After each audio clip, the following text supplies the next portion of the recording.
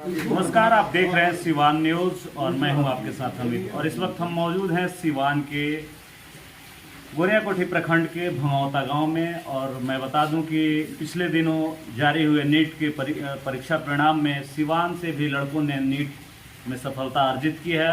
और इसी क्रम में सिवान के गोरियाकोठी प्रखंड के भंगौता निवासी रामेश्वर सिंह के पुत्र ने भी एक सफलता अर्जित की है, अच्छी सफलता अर्जित की है नीट की परीक्षा में। इन्होंने 623 मार्क्स लाया है नीट की परीक्षा में। आइए सीधे बात करते हैं इनसे। सबसे पहले अपना नाम बताइए।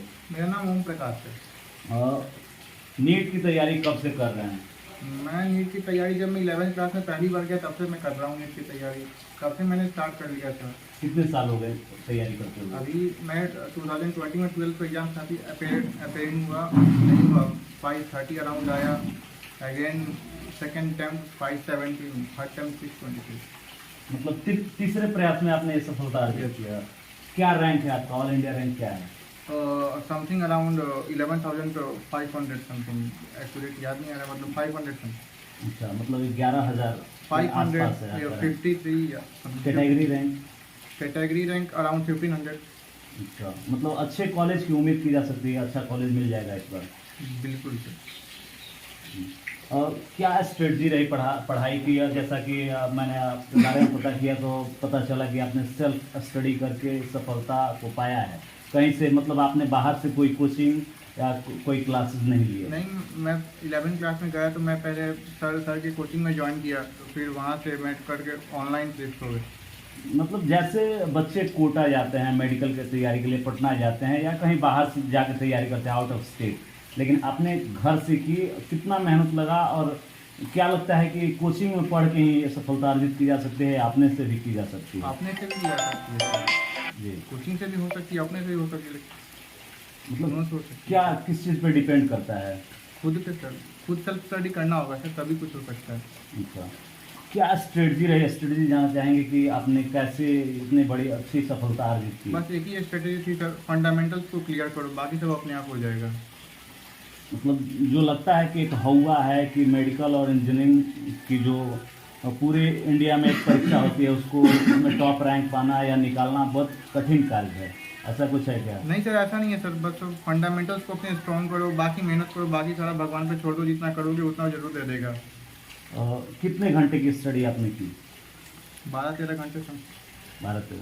मतलब कैसे तैयारी की? कुछ जो आगे जो जो अगले साल देने वाले स्टूडेंट हैं वो कैसे प्रिपेयर करें नीट को निकालने के लिए?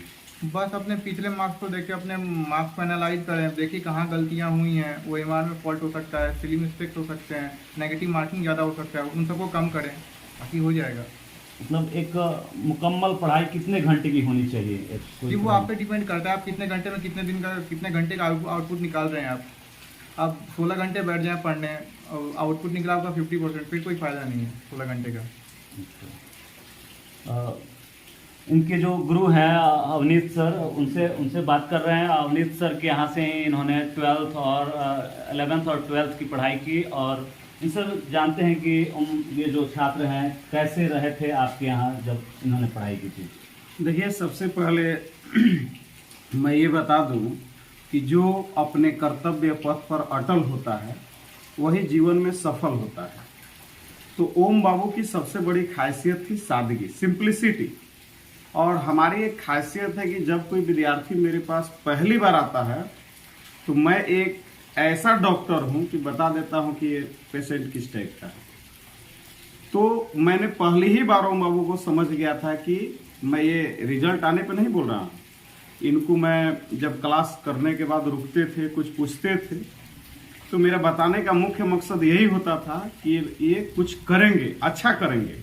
और आज तक हमने अपने क्लास में विद्यार्थियों को तुम नहीं कहा, आप कह करके संबोधित किया।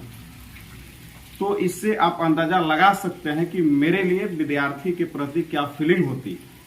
मुझे यह पता होता है कि एक अच्छा विद्यार्थी एक अच्छा शिक्षक हो सकता है। तो मैं फिजिक्स के जितने भी फंडामेंटल्स टर्म्स इनको बताए, चाहे वेक्टर हो, यूनिट्स एंड डायमेंशंस हो, डिफरेंशिएशन हो, इंटीग्रेशन हो, मैक्सिमा मिनिमा हो, चाहे जो भी कॉम्प्लिकेटेड कुछ चैप्टर्स होते, तो मैंने इनको इतना जरूर मार्गदर्शित कर दिया फिजिक्स के प्रति कि कम से कम फिजिक्स के प्रति इनकी इनको मन लगने लगे। और जिस चीज में मन लगने लगता है उसमें मजा आने लगता है। अब मजा आने लगता है तो काम आसान होने लगता है। और वैसे भी जो प्लेजर में रहता है पाता है, और जो प्रेशर में रहता है पछताता है। तो आज ओम बाबू को इतना सफल होते हुए देखकर मुझे इतनी प्रसन्नता हुई है, इतनी प्रसन्नता हुई है कि जिसकी आप कल्पना नहीं कर सकते हैं और शब्दों में हम वर्णन नहीं कर सकते हैं। जैसा कि इन्होंने बताया ओम जी ने कि इन्होंने घर से रह के पढ़ाई की, जी। कहीं से भी क्लासेस नहीं जी, लिए, बिल्कुल, बिल्कुल। ऑनलाइन पढ़ाई की जी, है। जी। तो क्या लगता है कि कोचिंग उतने इम्पोर्टेंट हैं या अपने से भी किया जा सकता है? देखिए, ओम बाबू ने बोला कि ऑनलाइन हमने क्लास किया, बिल्कुल सही बात है। लेकिन बेसिक पढ़ाई के लिए स्टार्टिंग में 11th 12th के लिए कोचिंग अत्यंत आवश्यक है। और पिछली बार इनका रिजल्ट हो गया रहता, लेकिन नेगेटिव मार्किंग के चलते या कुछ टेक्निकल दिक्कत के कारण इनका रिजल्ट नहीं हुआ। और एक साल जो इनको समय मिला, इस समय में इनके पास बेसिक कॉन्सेप्ट था, ऑनलाइन भी जुड़े, ऑनलाइन भी कुछ ग्रहण किए और आज एक बेहतर मार्क्स लाए। और फिजिक्स जो है, फिजिक्स में इन्होंने 90% मार्क्स लाया है। मैं परसेंटाइल में नहीं बोल रहा हूं, परसेंटेज में बोल रहा हूं। 180 मार्क्स के होते हैं फिजिक्स मेडिकल में, तो 180 में ओम बाबू ने 162 मार्क्स लाया है, 162 मार्क्स। तो ये बहुत बड़ी चीज है। एक बात मैं आपको बता दूं कि ऑनलाइन अच्छी चीज है, लेकिन ऑनलाइन से मान लीजिए पुलिस से रिलेटेड क्वेश्चन हो, फ्रिक्शन दिखाना है, प्रॉब्लम से रिलेटेड टू स्विमिंग करना है, प्रॉब्लम से रिलेटेड टू रैन करना है, जब तक हमको प्रैक्टिकल फीलिंग नहीं आएगी तो ऑनलाइन फीलिंग से काम नहीं चलेगा। तो इनके पास पहले ऑफलाइन का कंसेप्ट था और उसके बाद ऑनलाइन लिए, तो जो उस कंसेप्ट को और बूस्टर, जैसे फर्स्ट डोज ले लीजिए, सेकेंड डोज, फर्स्ट डोज ले लीजिए 11th में, सेकेंड डोज ले लीजिए 12th में, और बूस्टर डोज का काम किया ऑनलाइन क्लास। जैसे कोरोना में 3 डोज चल रहा है ना, तो बूस्टर डोज का काम किया। और सबसे मेरे लिए खुशी की बात यह है कि मेरे गुरु तुल्य इनके पिताजी, जो मेरे लिए गुरु समान है, समान क्या, मेरे लिए गुरु हैं, अभिभावक है, मेरे लिए मार्गदर्शक है। और इनके मार्गदर्शन में हम लोग को बहुत कुछ सीखने को मिलता है। 1988 से लगातार रामेश्वर सर सिवान में घर घर जा करके लोगों को होम ट्यूशन पढ़ा रहे हैं, लोगों के बच्चे सफल हो रहे हैं। सिवान में ऐसे कोई चिकित्सक नहीं है लगभग में जो रामेश्वर सर से उनके बच्चे नहीं पढ़े, और सब अच्छा किए हैं, अच्छा कर रहे हैं। और आज रामेश्वर सर इतना जब प्रसन्न हो रहे हैं तो मुझे इससे बड़ी खुशी कुछ नहीं हो सकती है कि एक मैं भी शिक्षक हूं, एक सर भी शिक्षक हैं, और एक शिक्षक का बच्चा आने वाले जो एस्पिरेंट हैं, जो बच्चे हैं, जो नीट और मेडिकल की तैयारी कर रहे हैं या इंजीनियरिंग की तैयारी कर रहे हैं, उनके लिए क्या एक मैसेज, छोटा मैसेज? देखिए, मैं उनके लिए बस यही मैसेज देना चाहता हूं कि सबसे पहले अगर कोई कठिन से कठिन काम है तो अगर कोई कर सकता है तो हम स्वयं हैं। हम लोग भले ही बोल रहे हैं कि ओम बाबू को पढ़ाए हैं, लेकिन हम ओम बाबू को पढ़ाए हैं ये अलग विषय है। ओम बाबू स्वयं पढ़े हैं, स्वयं एक एक कंसेप्ट को समझे हैं, और स्वयं से रात दिन मेहनत करके इस मुकाम को हासिल किए हैं।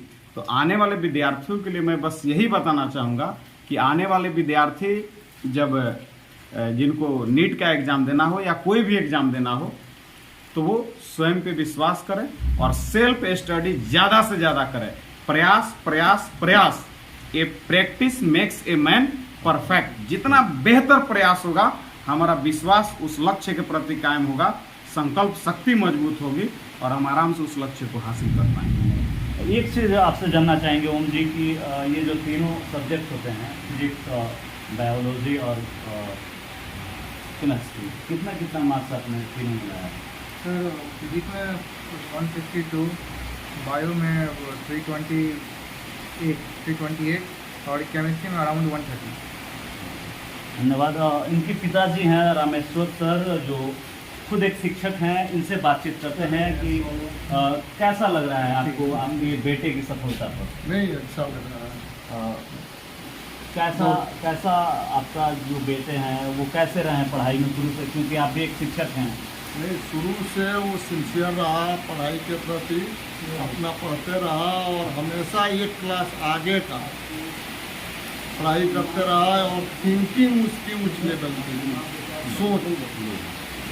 और वो तो मैंने हम तो आईआईटी के लिए ही सोच रहे थे, लेकिन वो एक रैंडम लास्ट मोमेंट में हमने कोई इधर मेडिकल का तरफ किया। आप भी एक शिक्षक हैं, एक मैसेज क्या होगा बच्चों के लिए जो इस तरह की तैयारी कर रहे हैं और पेरेंट्स के लिए भी, क्योंकि जो पेरेंट्स हैं और जो बच्चे हैं उनकी काबिलियत को समझ नहीं पाते हैं कुछ पेरेंट्स, और कुछ पेरेंट्स गाइड नहीं कर पाते हैं, तो क्या कुछ होना चाहिए? नहीं, पेरेंट्स बच्चों को गाइड करें और सही जगह पर सही निर्देश के लिए टीचर से संपर्क करें, बच्चे जो है उसका अनुसरण करें, सफलता मिलेगी। धन्यवाद। तो ये थे ओम बाबू, जिन्होंने नीट की परीक्षा में अच्छा एक कीर्तिमान स्थापित किया है सिवान जैसे सुदूर क्षेत्र से, और ये जो इनका रैंक है वो काफ़ी अच्छा है, और उम्मीद है कि आगे चल के भविष्य में एक अच्छे डॉक्टर बने। हमारी शुभकामनाएं इनके साथ है, और सारी खबरों के अपडेट के लिए आप देखते रहें सिवान।